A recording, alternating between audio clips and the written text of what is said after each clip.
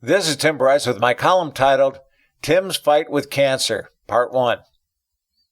I've got cancer. Stage 2 liver cancer, to be precise.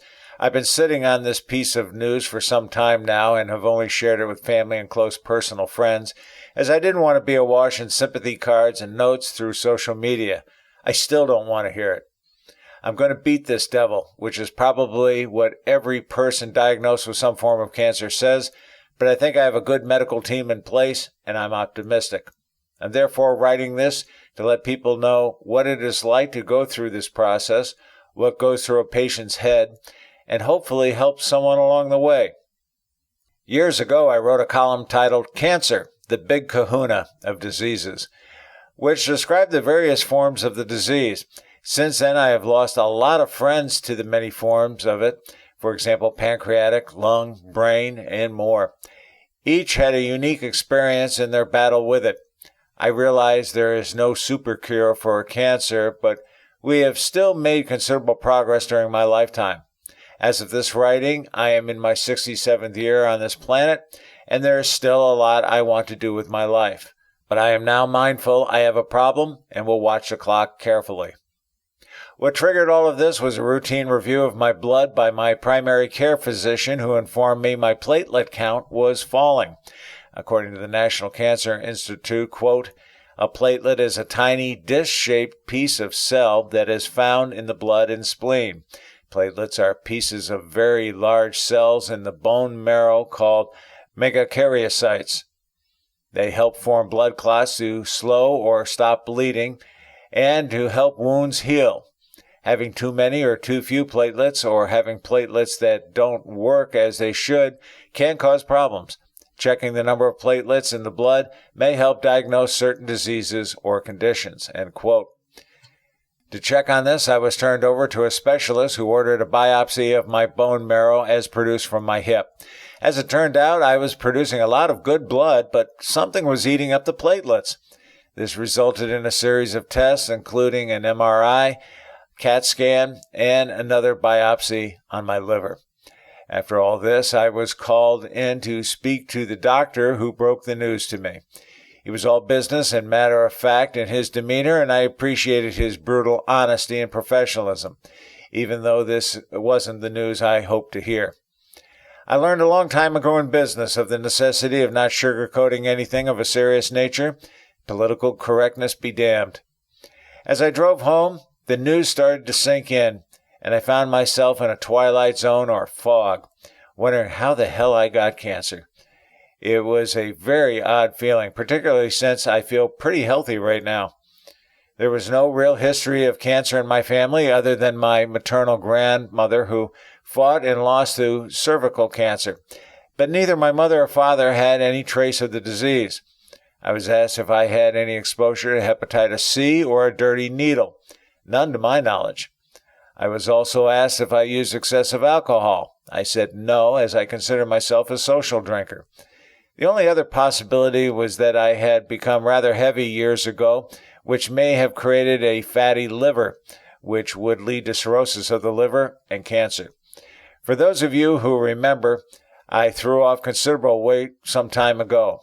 I also stopped drinking a few weeks ago after hearing the news, which is helping me to lose weight.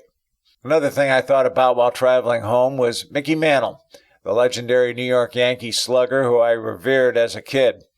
In 1995, he succumbed to an aggressive case of liver cancer. The doctors tried to give him a donor liver to solve the problem, but this didn't occur. This too passed through my mind. Something else. For 5 years, I was a primary caregiver for both my wife and mother who lost their battles to COPD. I find it rather ironic that I am now the patient and not the caregiver, something I never thought would happen. The first thing I did when I got home was to circle the wagons. I reviewed the results with my former primary care physician who retired a couple of years ago and lives nearby. He read through the documentation carefully and clarified a few things my doctor had mentioned to me. I also reviewed it with a friend who is a retired oncologist. He too confirmed the findings of my doctor. I consider myself to be fortunate to have two friends from the medical community who could coach me accordingly. As mentioned, I notified family and friends about my condition, which surprised just about everyone. I asked them to keep this quiet while I tried to sort out what to do. One was a breast cancer survivor who fought her battle just a couple of years ago, so she was particularly sympathetic with my plight. My immediate family was very supportive, but I am determined not to let this have an adverse effect on their lives. As some of you may know, I lost my wife almost 2 years ago. Recently, though, a lady friend has entered my life who also fought and beat breast cancer about 5 years ago. She has been a tower of strength to lean on, and I appreciate her candor on the subject. This group represents my safety net, which I think is natural for humans to create, as we want as much advice as possible. One of the first tasks I performed after learning of the news was to have my will and related estate paperwork updated. I had not reviewed the documents since we left Cincinnati in 1985.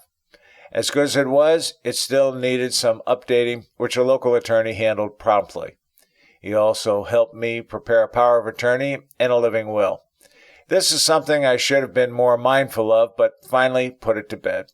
Following the initial shock, I then underwent a battery of tests and visited specialists who confirmed my diagnosis and discussed various treatments. The tests revealed that tumors were localized in the liver and not spreading. I also discovered how liver cancer is treated is not quite the same as with other forms of the disease. For example, chemotherapy is not applicable in this case. A liver transplant is one option, but I was told mine should be handled differently. In addition, surgery could be used to cut out the tumors and the liver can grow back. Unfortunately, in my situation, there would be a lot to cut out and my liver would never recover. The final treatment, and the one I will be undergoing, is to go in with vascular surgery and cut the blood vessels in the liver feeding the tumors, thereby killing them. So the lesson learned here was keep an open mind and consider all options. My doctor friends, as mentioned earlier, agreed this was the right road for me to take. It is unlikely the surgeon would get 100% of everything on the first pass, so I might have to undergo the same treatment a second or third time until it has all been eradicated. So how do I feel about all this prior to embarking on my therapy? At first I was a bit in shock. As I said, physically I feel fine right now, which caused me to disbelieve I have a problem. Then you ask yourself, why me? Once you get past this stage, you start focusing on the problem with a clearer head. More than anything, I appreciate the professionalism of my medical team. This has given me a sense of confidence and optimism. Am I scared? I suppose I should be, but I've lived a good life, have seen a lot of the world, met a lot of people, and I'm proud of my family. Instead of being scared, though, I have been preparing myself mentally as if I was going into a football game, much like when I was a young man. I am not so much concerned facing a formidable opponent and getting hurt, but I am now focused on beating my enemy on his home turf.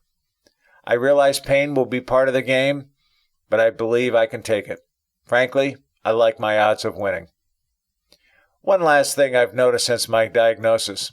The next day, I went to a local family-style restaurant I frequent and ordered my meal. Across the room, in a booth, an argument erupted between a husband and wife. From what I gathered, it had something to do with simply keeping the house clean.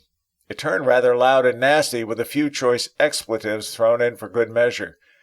To me, it seemed blown out of proportion. I just looked on in disbelief at the rage over something rather innocuous as cleaning a house. It was then that I realized we as humans tend to worry about the wrong things. Now on to the next stage, implementation, which will occur shortly. Remember this, all of this was triggered by a simple and routine blood test. Again, please no sympathy cards or notes. A little prayer wouldn't hurt though. Friends, keep the faith. This is Tim Bryce in Palm Harbor, Florida. Follow me on the internet at timbryce.com.